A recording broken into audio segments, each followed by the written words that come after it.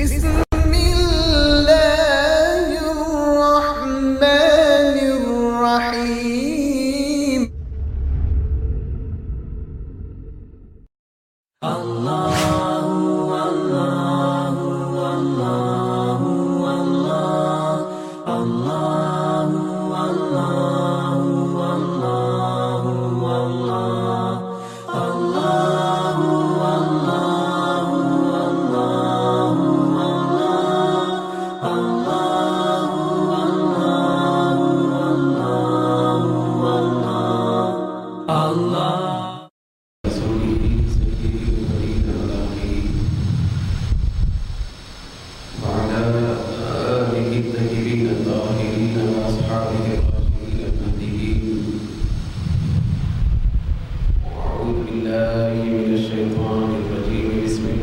الرحمن الرحيم. للذين أحسنوا في هذه الدنيا حسنة وأرض الله واسعة إنما يوفى الصابرون أجرهم بغير حساب. صدق الله مولانا العظيم. جميع أحباب مکرم، قابل قدر سامعین محترم، معزز بزرگوں، عزیز ساتھیوں، جمعۃ المبارک کے اس خصوصی بزم میں حاضر ہونے والے جملہ شرکاء،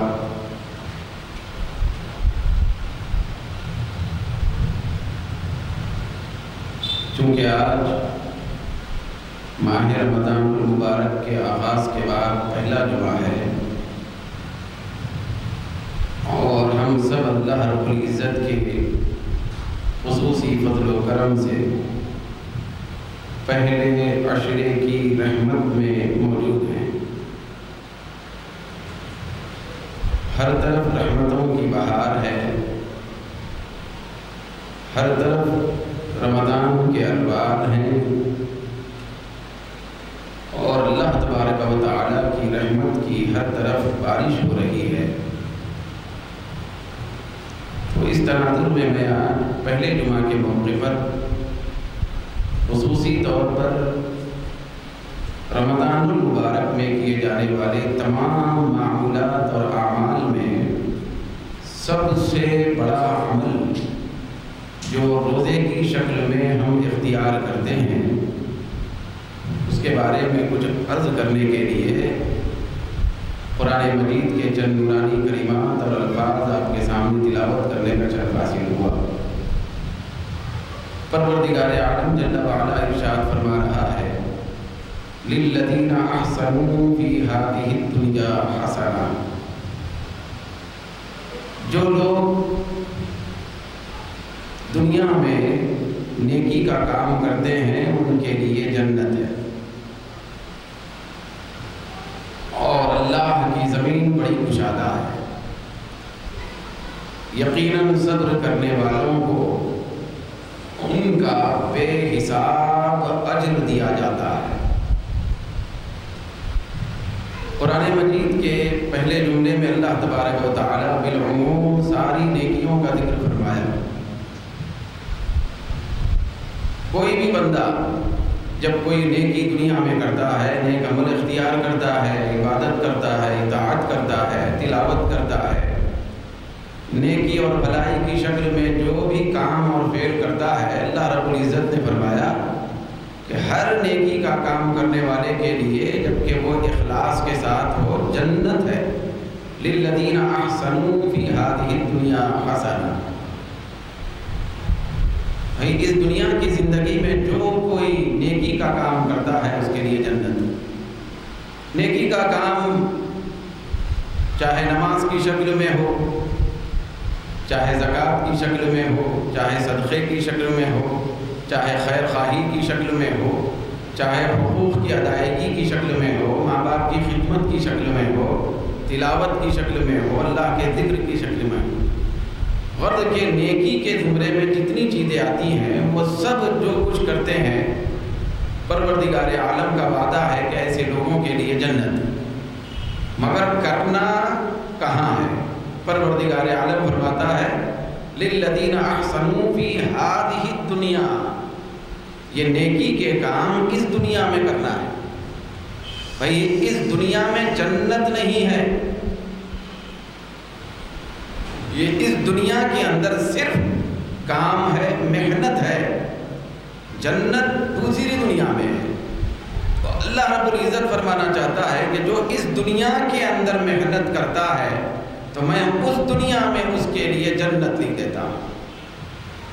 محنت اس دنیا میں ہے، جنت اس دنیا میں ہے، کام اس دنیا میں ہے، جنت کا ثواب اس دنیا میں ہے، عمل اس دنیا میں ہے، جزا اور بدلہ اس دنیا میں ہے۔ پھر وہ کون سی بھی نیکی اور بھلائی ہو، اس کی یہی صورتحال ہے کہ جب کوئی بندہ نیکی کی معمولی ادا بھی اختیار کرتا ہے، جیسے مثال کے طور پہ چلتے ہوئے راستے سے کانٹا ہٹا دیتا ہے، تکلیف دہ چیز کوئی پتھر پڑا ہوا ہے اس کو ہٹا کے گزر جاتا ہے، نیکی کا چھوٹا ہلکا سمجھا جانے والا معمولی کام بھی کر لیتا ہے، تو اللہ رب العزت نے وعدہ فرمایا کہ اس نیکی کے کام کے بدلے میں جنت دے دیتا ہوں۔ ہر نیکی کے کام پر جنت ملتی ہے۔ پھر اللہ رب العزت نے آگے ارشاد فرمایا وَأَرْضُ اللَّهِ وَاسِعَةٌ، یاد رکھنا نیکی کرنے کے لیے، دنیا کے اندر نیکی اختیار کرنے کے لیے میری زمین بڑی کشادہ ہے۔ اے بندو تم نیکی کرتے رہو، چاہے نیکی کرنے کا ایک علاقے میں موقع ملے یا نہ ملے، نیکی کرنے کا اگر ایک خطے میں تم کو موقع مل رہا ہے تو وہاں کرو، اگر کہیں نیکی کرنے کا موقع نہیں مل رہا، رکاوٹیں آ رہی ہیں، تو میری زمین تو کشادہ ہے، تم کسی بھی علاقے میں جا کر، کسی بھی خطے میں جا کر، کسی بھی مقام پر جا کر نیکی اختیار کر سکتے ہو۔ کرنا تو نیکی ہے، بھئی ایک شہر میں نیکی کرنے کا موقع نہیں مل رہا تو وہاں سے ہجرت کر کے دوسرے شہر میں منتقل ہو جاؤ، بھئی ایک مقام پہ نیکی کرنے کا موقع نہیں مل رہا ہے تو دوسرے مقام پر منتقل ہو کے نیکی کرنے شروع کر دو، مگر نیکی ترک نہ کرو، کیونکہ تم کو دنیا میں بھیجا گیا ہے نیکی کرنے کے لیے، پھر آخرت میں میرے پاس آنا ہے جنت پانے کے لیے۔ تو نیکی سے کبھی بھی روگردانی نہیں ہے، دنیا میں جب تک سانس ہے اس وقت تک نیکی، دنیا میں جب تک بندہ زندہ ہے اس وقت تک وہ نیکی میں رہنا ہے، پھر نیکی کا بدلہ جنت، ہر نیکی چھوٹی بڑی کسی بھی شکل کی ہو اس کا بدلہ جنت ہے۔ تو اللہ رب العزت نے فرمایا کہ نیکی کرنے کے لیے تم کسی مخصوص مقام کا انتخاب کر کے وہی نیکی کرنے کی ضرورت نہیں ہے، جہاں جیسے جس مقام پہ جس خطے میں نیکی کی فرصت ملے یا نیکی کی سہولت ملے وہاں نیکی کرو۔ میں وارض اللہ واسعہ، اللہ کی زمین بہت کشادہ ہے، ہر جگہ جا کر نیکی کر سکتے ہو۔ پھر آگے اللہ رب العزت نے بڑی اہم بات جو آج کے ہمارے موضوع سے تعلق رکھتی ہے اس کا ذکر فرمایا۔ پہلے تو اللہ رب العزت عام نیکیوں کی بات فرمایا کہ ہر نیکی پہ جنت، پھر اللہ نے یہ فرمایا کہ ہر نیکی کرنے کے لیے تم ہر مقام پہ جا سکتے ہو، کہیں پہ بھی جا کے نیکی کر سکتے ہو۔ ذرا عالم تصور میں سوچیں، صحابہ اکرام مکے کی سرزمین سے جو آبائی وطن تھا مکہ، یا آبائی وطن تھا، وہاں صحابہ اکرام کی جائیدادیں تھیں، وہاں صحابہ اکرام کے کاروبار تھے، وہاں صحابہ اکرام کے گھر اور وہاں کی سکونت پذیر چیزیں تھیں، تو صحابہ اکرام نے وہاں کے مساکن، گھر، کاروبار، پراپرٹی، معیشت کے پوری سہولتیں چھوڑ کر صحابہ اکرام نے مکے کو مدینہ ہجرت فرمائی۔ مکہ چھوڑے آبائی وطن، کیوں چھوڑے؟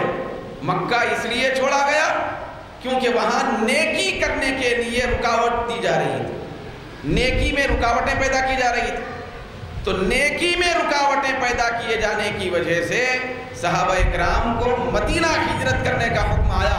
صحابہ اکرام نے نیکی کے خاطر یہ نہیں دیکھا کہ اس مکے کی سرزمین سے میرا آبائی تعلق ہے، اس مکے کی سرزمین پر میرا کاروبار ہے، اس مکے کی سرزمین پر میری پراپرٹی ہے، اس مکے کی سرزمین میں میری جائیداد جاگیرات ہیں۔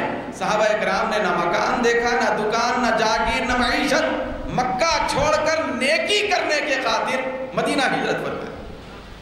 تو اسی لیے اللہ رب العزت فرماتا ہے، قیامت تک آنے والوں کے لیے پیغام دے رہا ہے، وَأَرْضُ اللَّهِ وَاسِعَةٌ، خبردار نیکی کرنے کے لیے مقام کا بہانہ نہ بناؤ، نیکی کرنے کے لیے کسی کے ستانے کا بہانہ نہ بناؤ، نیکی کرنے کے لیے کسی رکاوٹ کو آڑے نہ لاؤ۔ اللہ کی زمین بڑی کشادہ ہے، ایک مقام پہ نیکی کا موقع نہیں مل رہا ہے تو تم مشرق سے مغرب تک کہیں بھی جا کر نیکی کر سکتے ہو۔ نیکی کے لیے زمین کشادہ بنائی گئی۔ یہ کہنے کے بعد اللہ رب العزت فرماتا ہے، انما یوفی الصابرون اجرهم بغیر حساب، بے شک صبر کرنے والوں کو ان کا پورا پورا بغیر حساب اجر دیا جاتا ہے، بے حساب اجر دیا جاتا ہے۔ کس کو؟ نیکی کرنے کی بات اللہ نے پہلے بیان کی، بیان کر کے اللہ نے فرمایا ہر نیکی پر جنت دی جاتی ہے، مگر صبر کرنے والوں کے بارے میں اللہ فرماتا ہے صبر کرنے والوں کے لیے ایک محدود جنت کا وعدہ نہیں کر رہا ہوں، میں صبر کرنے والوں کے لیے بے حساب ثواب کا وعدہ کر رہا ہوں۔ جنت دینا الگ ہے، بے حساب دینا الگ ہے۔ جنت دینا الگ ہے، کیوں؟ اس لیے کہ جنت بھی حساب ہے، جنت بھی حساب اور کوٹا اور حد بندی ہے۔ جنت میں اگر کسی کو 1000 لاکھ محل ملے وہ بھی محدود ہے۔ بھئی 1 کروڑ محلات اگر جنت میں ملے اس کی بھی حد ہو گئی نا، کہ 1 کروڑ محلات مل رہے ہیں۔ اللہ رب العزت فرماتا ہے ہر نیکی کے بدلے میں جنت جو محدود ہے وہ دیتا ہوں، لیکن صبر کرنے والوں کو بے حساب دیتا ہوں۔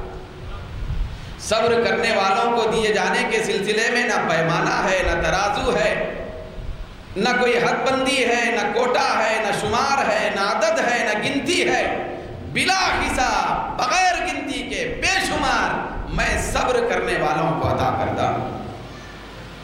اب ذرا دیکھیں، نماز یہ نیکی ہے، زکوٰۃ نیکی ہے، حج نیکی ہے، تلاوت نیکی ہے، سجدہ نیکی ہے، بھئی اللہ کی تسبیح نیکی ہے، مولا کا ذکر نیکی ہے، مگر روزہ صبر ہے۔ ہر عمل، ہر نیکی وہ نیکی ہے، مگر روزہ صبر ہے۔ پروردگار عالم نے اسی حصے میں قرآن کے وعدہ فرمایا جو نیکی کرتے ہیں میں ان کو جنت دیتا ہوں، للذین احسنوا فی ہذہ الدنیا حسنہ، اس دنیا کی زندگی میں جو جس شکل میں کار خیر کرتے ہیں، نیکی کرتے ہیں، ان کو جنت ملتی ہے، اور جو صبر کرتے ہیں یعنی روزہ رکھتے ہیں ان کو بے حساب ملتا ہے۔ صبر کرنے والوں کو جو دیا جاتا ہے وہ حد بندی کے ساتھ نہیں، بے حساب دیا جاتا ہے، بے حد دیا جاتا ہے، بے شمار دیا جاتا ہے، بے گنتی دیا جاتا ہے۔ اسی لیے روزے کا مقام دیگر نیکیوں کے مقابلے میں بہت بڑا ہے۔ روزے کا درجہ ساری نیکیوں کے درجے میں بہت اونچا ہے، بہت اونچا درجہ ہے۔ کیوں؟ اس لیے کہ روزے کا تعلق نیکی سے نہیں، روزہ در حقیقت نیکی ہے، نیکیوں کا سردار ہے، لیکن اللہ نے روزے کا تعلق نیکی سے قائم نہیں فرمایا بلکہ صبر سے قائم فرمایا۔ نیکی کا تعلق صبر سے ہے، اور صبر کا صلہ حد اور شمار میں نہیں، بے حساب ہے۔ انما یوفی الصابرون اجرهم بغیر حساب، بے حساب دیے جانے والے عمل کا نام روزہ ہے، بے حساب عطا کیے جانے والی نیکی کا نام روزہ ہے۔ تو روزہ یہ ساری نیکیوں کی سردار عبادت کا نام، کیوں؟ اس لیے کہ اس میں صبر ہے، اور صبر سارے اعمال کا سردار ہے۔ حدیث شریف میں آتا ہے صبر کی حیثیت تمام نیکیوں اور اعمال میں ایسی ہی ہے جیسے سر کی حیثیت تمام اعضاء میں ہے۔ بھائی انسان کے پورے اعضاء ہیں، پورا جسم ہے، پورے جسم کے سارے اعضاء ہیں، تو اس میں جس طرح سر کی اہمیت ہے، ٹھیک اسی طریقے سے اعمال کے دنیا میں صبر کی حیثیت ہے۔ صبر ایک سردار عمل ہے، صبر ایک مرکزی عمل ہے، صبر ساری نیکیوں کی جان ہے، صبر ساری نیکیوں کا سردار ہے۔ تو اسی لیے اللہ تبارک و تعالیٰ نے صبر کا ثواب بے حساب رکھا، ہر نیکی کا ثواب حساب کے ساتھ رکھا۔ تو صبر میں بہت اونچے درجے کی ترقی بندے کو نصیب ہوتی ہے۔ پھر صبر کے اندر ایک بہت بڑا رہنما عمل روزہ ہے، اسی لیے روزے کا کوئی شمار نہیں ہے، روزے کے ثواب کی کوئی انتہا نہیں ہے، کیونکہ اس کا تعلق گہرا سے گہرا صبر سے۔ حدیث شریف میں آیا، سرکار دو عالم صلی اللہ علیہ وسلم فرماتے ہیں کہ ان الرجل تکون له درجۃ عند اللہ لا یبلغها بعمله حتى یبتلى ببلاء یبلغها بذلك۔ سرکار دو عالم فرماتے ہیں کہ کسی آدمی اور بندے کا اللہ کے پاس ایک اونچا مقام پہلے سے طے ہوتا ہے، بندے کا اعلیٰ مقام اللہ رب العزت طے کر کے رکھتا ہے کہ اس کو میری بارگاہ میں اتنا اونچا مقام دیا جانا ہے، لیکن بندہ نیکی ایسا نہیں کرتا کہ وہ مقام حاصل کر سکے، نیکیوں میں کچھ سستی کر کے وہ بندہ اس مقام تک پہنچنے سے قاصر رہتا ہے، تو اللہ تو لکھ دیا ہے کہ اس کو یہ مقام ملنا ہے، مگر بندہ اس طرح کی کاوش اور محنت اور جستجو نہیں کر رہا ہے کہ وہ مقام حاصل ہو جائے، تو ایسی صورت میں اللہ تبارک و تعالیٰ اس بندے پر کوئی مصیبت ڈالتا ہے، مصیبت ڈالتا ہے۔ جب بندہ مصیبت میں گرفتار ہو جاتا ہے تو مصیبت میں پڑ کے جب صبر کرتا ہے تو اللہ تبارک و تعالیٰ اس بندے کو اس درجے تک پہنچا دیتا ہے۔ بندے کو اعلیٰ درجے تک پہنچانے کے بارے میں اللہ پہلے لکھ دیتا، فیصلہ کر دیتا ہے کہ اس کو تو یہ درجہ دینا ہی دینا ہے، چاہے کیا بھی ہو جائے۔ لا تبدیل لکلمات اللہ، بھئی اللہ کے فیصلے کو کوئی تبدیلی نہیں کر سکتا، تو فیصلہ ہو جاتا ہے، لیکن بندہ سست ہونے کی وجہ سے، کاہلی کی وجہ سے ایسی نیکیاں نہیں کرتا کہ وہ بندہ وہ درجہ حاصل کرے، تو اللہ تبارک و تعالیٰ اس بندے کو اس درجے تک پہنچانے کے لیے صبر سے گزارتا ہے، مصیبت سے گزارتا ہے، گزار کر پروردگار عالم اس بندے کو اعلیٰ درجے تک پہنچا دیتا ہے۔ تو آپ بتائیں کہ صبر کے ذریعے سے بندہ اعلیٰ درجے تک پہنچتا ہے، صبر کے ذریعے سے پہنچتا ہے۔ صبر کا ایک بہت بڑا مرکزی نمونہ روزہ ہے، صبر کی ایک بہت بڑی مثال روزہ ہے، روزہ ہے۔ چنانچہ آپ دیکھیں روزہ پہلے فرض نہیں کیا گیا، روزے کی تاریخ پرانی ہے، لیکن فرض ہونے میں روزہ پہلے نمبر پہ نہیں ہے۔ پہلے نماز فرض ہوئی، زکوٰۃ فرض ہوئی، بعد میں جا کے روزہ فرض ہوا، حالانکہ روزہ تو پہلے سے ہے، انسانیت کی ابتدا سے لے کر روزہ شروع ہوا۔ چنانچہ حدیث شریف میں آتا ہے کہ حضرت سیدنا آدم علیہ السلام جنت میں رہتے تھے، تو آپ اندازہ لگائیں جنت کا ماحول، یہاں ہمارے اپنے کوئی ساتھی وغیرہ بھائی امریکہ جا کے آ گئے ٹھنڈے ماحول میں، تو اس کے اوپر وہاں کے اثرات مرتب ہوتے ہیں، گورا گھونٹا ہو جاتا ہے، بھائی اچھا خاصا گورا گھونٹا موٹا تازہ ہو جاتا ہے، اس کی جسمانی حیت پر اس کے اثرات مرتب ہم دیکھتے ہیں کہ یہ تو اچھا خاصا ہو کے آ گیا ہے، رنگ کھل گیا ہے۔ ذرا سوچیں کہ امریکہ جا کے آیا، کینیڈا جا کے آیا، رنگ کھل گیا، جنت میں تھے تو کیسا رنگ تھا ہوگا، کیسے رنگ تھا ہوگا، کیسی بہار تھی ہوگی، کیسی جسمانی ساخت تھی ہوگی، کیسی نورانیت تھی ہوگی، کیسا جسم کا چمکنا دمکنا تھا ہوگا۔ حضرت سیدنا آدم علیہ السلام جنت کے ماحول میں ہیں، مگر جنت سے حکمت کے تحت میں دنیا میں بھیجے گئے۔ جب جنت سے دور ہوئے، دنیا میں تشریف لائے، دنیا میں سورج ہے، دنیا میں تپش ہے، دنیا میں حرارت ہے، دنیا میں گرمی ہے، دنیا میں شدت ہے۔ جب اس ماحول میں آئے، ٹھنڈے ماحول سے نکل کر پرفضا ماحول سے نکل کر، جنت کی بہاروں سے نکل کر دنیا کی کلفتوں میں آئے تو سورج نکلا. جب پہلی مرتبہ سورج نکلا جسم انور پہ جب پڑا، دھوپ آئی، سارا جسم مبارک جو چمک رہا تھا وہ کالا ہو گیا. حضرت سیدنا آدم علیہ السلام کا جسم مبارک حضور غوث اعظم فرماتے ہیں کالا ہو گیا. کیوں کالا؟ اس لیے ہوا کیونکہ ماحول وہاں کا الگ تھا، یہاں کا ماحول الگ ہے. وہاں صرف بہار ہی بہار تھی، بہار ہی بہار تھی. یہاں کلفت اور مشقت، پہلی مرتبہ سورج کی کرنیں پڑ رہی ہیں. انتہائی نازک جسم ہے بھائی، ایسا نازک جسم بس اس کی اپنی مثال نہیں. تو وہ نازک جسم پر یہاں ہم دیکھ سکتے ہیں بچہ جب نومولود ہوتا ہے، پیدا ہوتا ہے تو اس کی جسمانی وہ جسد اور چمڑے کی جو حیت ہوتی ہے اس کو اگر آپ دھوپ میں دکھا دیں تو بچہ اگر گورا بھی ہے تو کالا نظر آئے گا جب پیدا ہو جائے. تو حضرت آدم علیہ السلام تو ایک بہت مدت تک جنت میں تھے تو جسمانی جو کیفیت تھی وہ بڑی نرم و نازک تھی. جب اس کے اوپر سورج کی تپش پڑی، جسم کا سارا وہ مبارک چمڑا، وہ جو مبارک جو چمڑا تھا وہ کالا ہو گیا. جب پورا جسم انور کالا ہو گیا، چمکتا دمکتا جسم، حضرت سیدنا آدم علیہ السلام کو افسوس ہونے لگا. بھائی افسوس ہوا کہ مولا یہ کیا ہو گیا کہ میرا جسم انور تو انور تھا، منور تھا، اس کے اندر کالا پن پیدا ہو گیا. رب ذوالجلال نے ارشاد فرمایا کہ اے آدم ماحول بدل گیا ہے، جنت سے تم دنیا میں پہنچ چکے، یہاں سورج کی کرنیں اور تپش اور شدت بھی ہوگی، اس لیے تمہاری جسم کی ساخت پہ اثر پڑا ہے. اگر تم چاہتے ہیں کہ تمہارا جسم پہلے کی طرح بحال ہو جائے، پہلے کی طرح نورانی ہو جائے، پہلے کی طرح منور ہو جائے، تو تم کو ہر مہینہ نہیں بلکہ مہینے میں، جب مہینہ آ رہا ہے اس مہینے میں 3 روزے رکھنا ہوگا.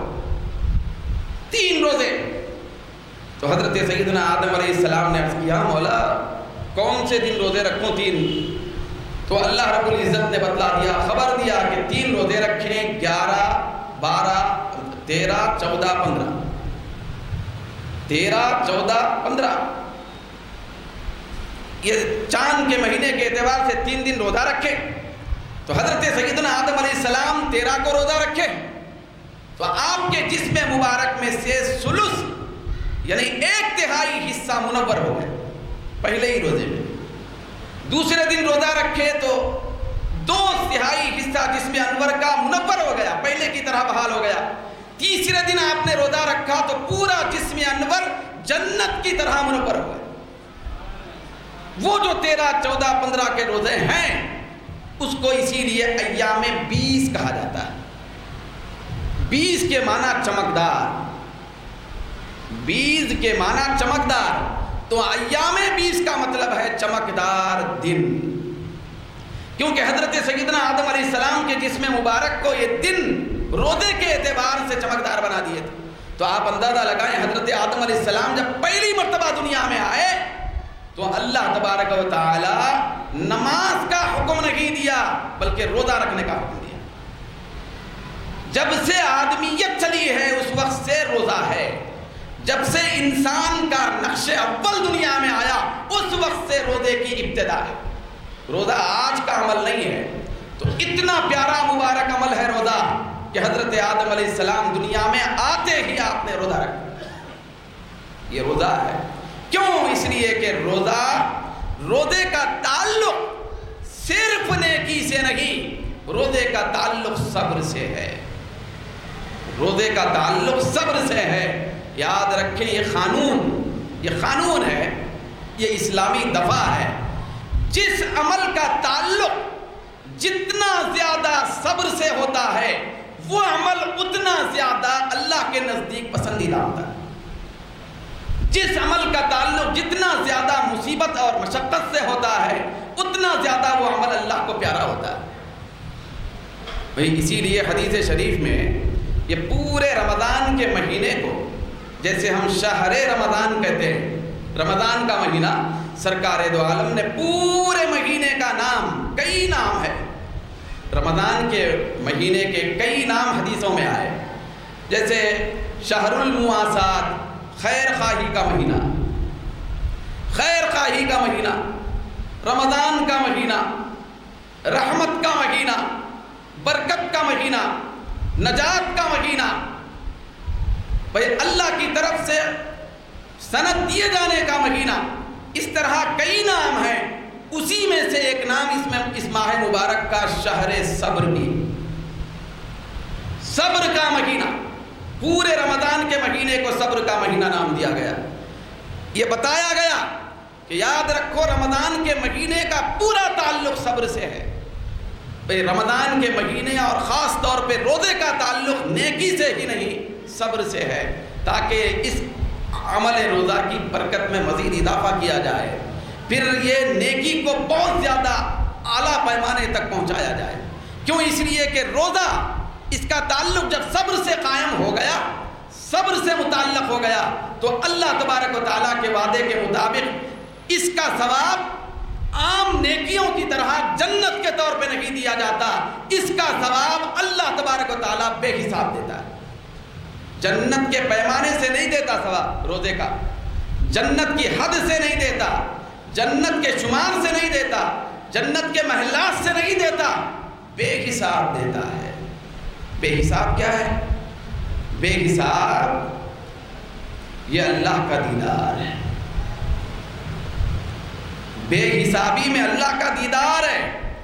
بھئی اللہ رب العزت کا دیدار اور اس کی زیارت یہ بے حساب میں آتا ہے۔ تو یہ روزہ، پھر روزے میں بھی فرق ہے، یاد رکھیں۔ میں آج کے اپنے یہ جو دن گزر رہے ہیں بحمدہ تعالیٰ ہمارے حیدرآباد اور دکن میں، اب تو ہوائیں چل رہی ہیں، گرمی کی وہ شدت اور حدت ابھی نہیں دکھائی دے رہی، لیکن حدیث شریف میں آیا روزے کا مکمل تعلق صبر سے ہے، اس لیے روزے کا بدلہ بے حساب ہے۔ لیکن روزے میں بھی فرق ہے، اسی رمضان کے روزے میں فرق۔ یہی رمضان کا مہینہ سرما میں آئے،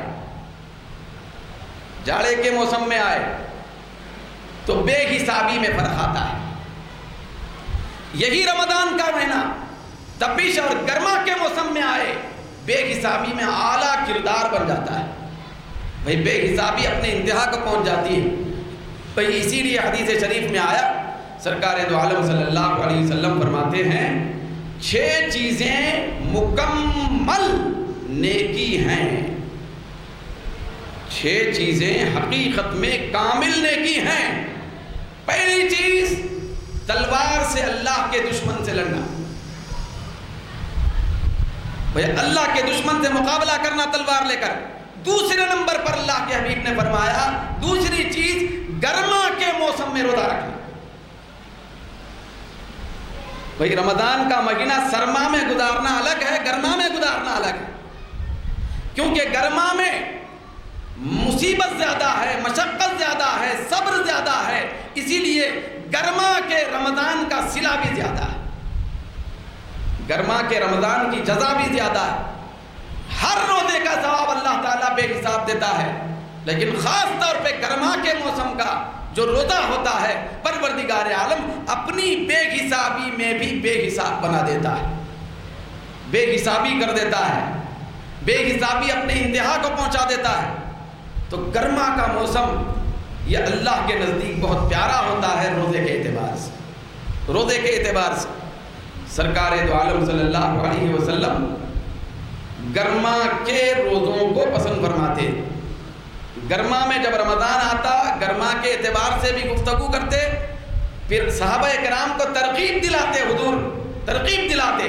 حدیث شریف میں الفاظ آئے سومو شہر الصبر، سرکار نے یہ نہیں فرمایا صحابہ کے سامنے کہ رمضان کے روزے رکھو، اس حدیث میں حضور نے فرمایا صبر کے مہینے میں روزے رکھو، صبر کے مہینے میں روزے رکھو۔ صحابہ نے عرض کیا یا رسول اللہ وہ صبر کا مہینہ کون سا ہے جس میں روزے رکھیں؟ تو حضور نے فرمایا وہ رمضان کا مہینہ ہے، پورا رمضان کا مہینہ صبر کا مہینہ ہے۔ جب اس کے اندر گرمی پیدا ہو جائے، گرما کے موسم میں رمضان آ جائے، صبر بھی اعلیٰ پیمانے کا ہو جاتا ہے، صبر میں بھی عظمت پیدا ہو جاتی ہے، صبر میں بھی کمال پیدا ہو جاتا ہے۔ تو لہذا جب اس کیفیت میں بندہ آ جاتا ہے، گرما بھی ہے، پھر روزہ بھی ہے، کھانے پینے کا ترک بھی ہے، پھر اللہ کی رضا کے لیے بھوک آنتیں انتڑیاں سکھائی جا رہی ہیں، اس کی محبت میں جب بندہ اس کیفیت میں آتا ہے تو ایک دوسری حدیث میں نقشہ کھینچا گیا، بھئی ایسے روزے دار کا نقشہ کھینچا گیا جو گرما کی شدت میں بھی ہے، بھوک و پیاس کے عالم میں اللہ کی رضا پانے کے لیے جستجو کر رہا ہے، بندہ حالت روزہ میں ہے، تو بندے کی شان کیسی ہوتی ہے؟ میں عرض کروں، ہم کو 2 رکعت نفل پڑھنے کا ثواب کب ملے گا؟ جب ہم اٹھیں گے، پھر وضو کریں گے، پھر وضو بھی اچھا کریں گے، کر کے مصلی پہ آئیں گے، تکبیر تحریمہ کے ذریعے سے نماز میں داخل ہو کر رکوع، سجدہ، قیام، قعدہ، تسبیحات، تحلیلات سب کریں گے، سلام پھیریں گے، اس طرح محنت کریں گے، کام کریں گے، مشقت اٹھائیں گے تو 2 رکعت نفل کا ثواب ملتا ہے 2 رکعت نفل کا ثواب حاصل کرنے کے لیے بھئی وضو بھی کرنا ہے، مشقت بھی اٹھانا ہے، کھڑے ہونا ہے، تکبیر تحریمہ ہے، سجدہ کرنا ہے، قیام کرنا ہے، رکوع کرنا ہے، قعدہ کرنا ہے، سلام پھیرنا ہے۔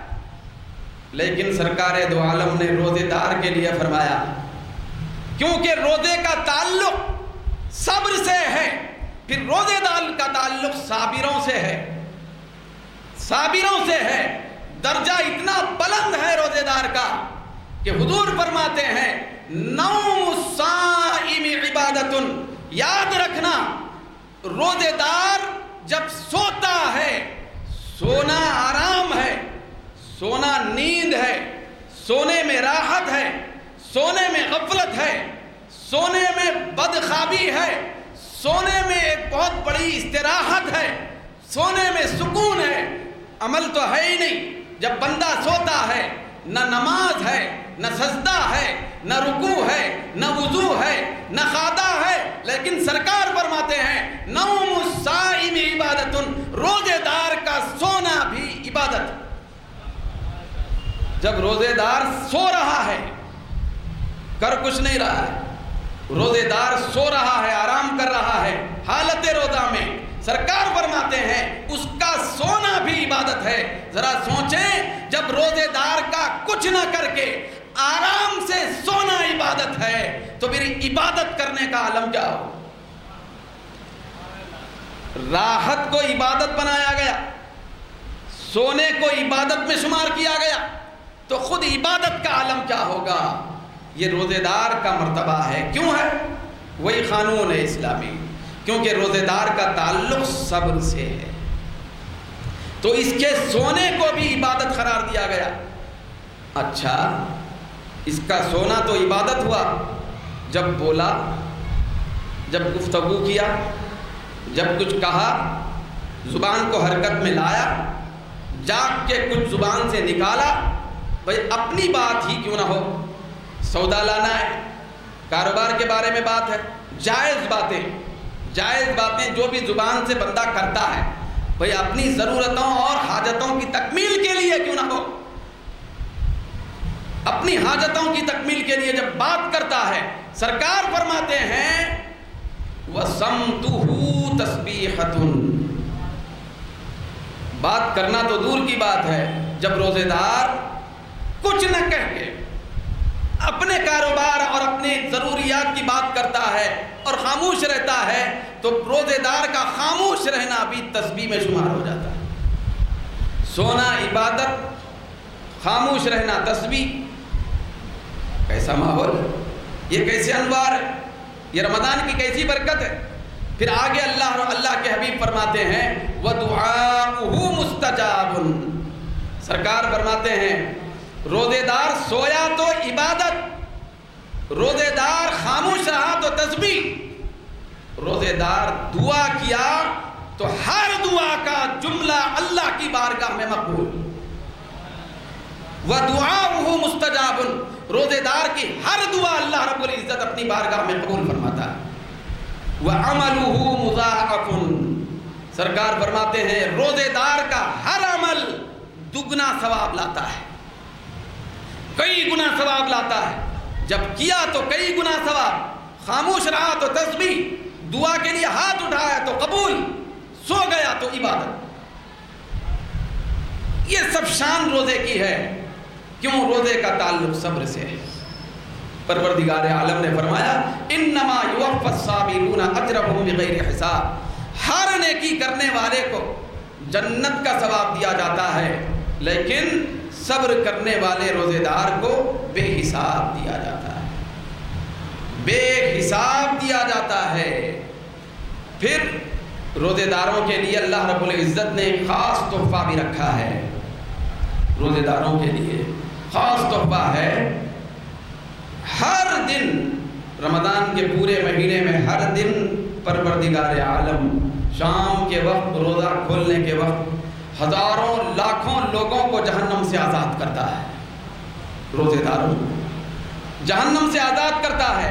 لیکن آج کا جو جمعہ ہے، جمعہ کے دن کے بارے میں حدیث میں آیا، جب جمعہ کا دن آتا ہے رمضان کے پورے مہینے کے کسی بھی دن،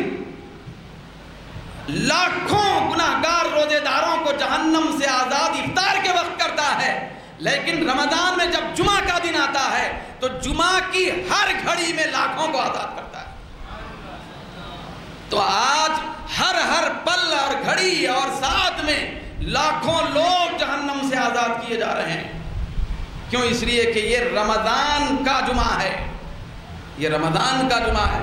یہ ساری کی ساری بہاریں کس لیے ہیں؟ یہ سب روزے کی برکتیں، روزے کی برکتیں ہیں۔ پروردگار عالم رضوان جنت سے پہلا روز رمضان کے شروع ہونے سے پہلے رضوان جنت سے فرماتا ہے کہ اے جنت کے داروغا، سارے روزے داروں کے لیے جنت کے دروازے کھول دو۔ جہنم کے داروغا سے کہتا ہے سارے روزے داروں پر جہنم کے دروازے بند کر دو۔ خاص روزے داروں کے لیے جنت کے دروازے کھولے جاتے ہیں، خاص روزے داروں پر جہنم کے دروازے بند کر دیے جاتے ہیں۔ یہ اعزاز ہے روزے کا، یہ اعزاز ہے روزے کا۔ روزے کا تعلق صبر سے ہونے کی وجہ سے یہ خصوصی کرم اللہ رب العزت ہم لوگوں پر فرماتا ہے، مگر شرط یہ ہے کہ ہمارا روزہ من وعن کلیتاً حقیقتاً مکمل سچا روزہ ہو۔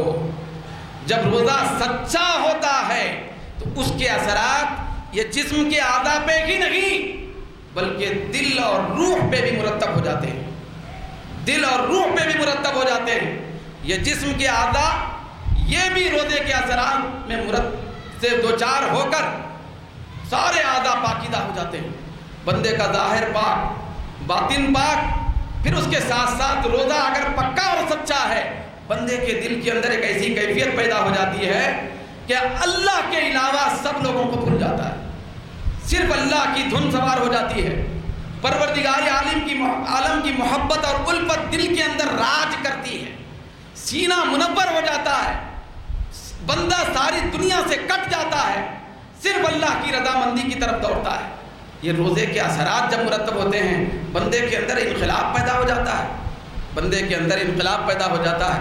پھر آخری بات ہے، کہا گیا مفتاح الجنہ مفتاح النار الشبع ومفتاح الجنۃ الجوع۔ کہا گیا کہ دیکھو دوزخ کی کنجی، وہ کنجی خود ہمارے ہاتھ میں ہے۔ دوزخ کے گیٹ کی کنجی بندوں کے پاس، ہمارے ہاتھ میں۔ دوزخ کی کنجی پیٹ بھرنا ہے، دوزخ کی کنجی شکم سیر ہونا ہے، اور جنت کی کنجی روزہ رکھ کے بھوکے رہنا ہے۔ بھوکے رہنا یہ جنت کی کنجی ہے۔ بندہ جب روزہ رکھتا ہے تو اپنے ہاتھ میں جو جنت کی کنجی ہے اس سے جنت کا گیٹ کھول لیتا ہے۔ جب بندہ روزہ نہ رکھ کر پیٹ بھر لیتا ہے تو اپنے اوپر وہ جہنم کے دروازے کھول لیتا ہے۔ پروردگار عالم ہم سب کو روزے کی برکتوں سے مالا مال ہونے کی توفیق عنایت فرمائے۔ وما علینا الا البلاغ۔